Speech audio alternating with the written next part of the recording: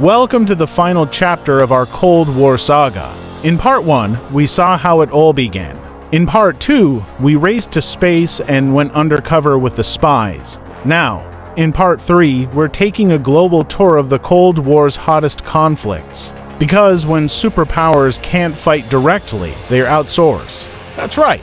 The Cold War wasn't just about staring contests between the US and the Soviet Union.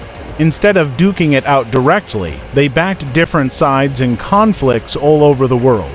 This led to proxy wars where smaller nations became battlegrounds for Cold War tensions. From the Korean War in the 1950s, where North and South Korea became pawns in the Cold War chessboard, to the Vietnam War, where the US tried to stop the spread of communism with less than stellar results. These proxy wars had real, devastating consequences for the people caught in the crossfire.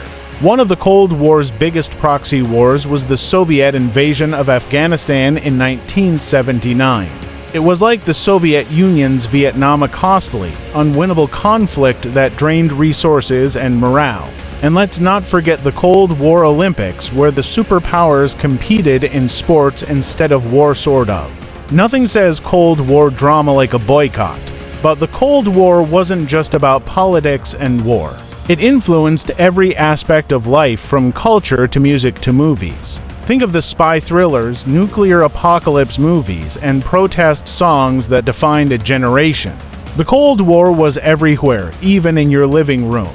And then, in 1989, it all started to unravel. The Berlin Wall fell, and soon after, the Soviet Union dissolved.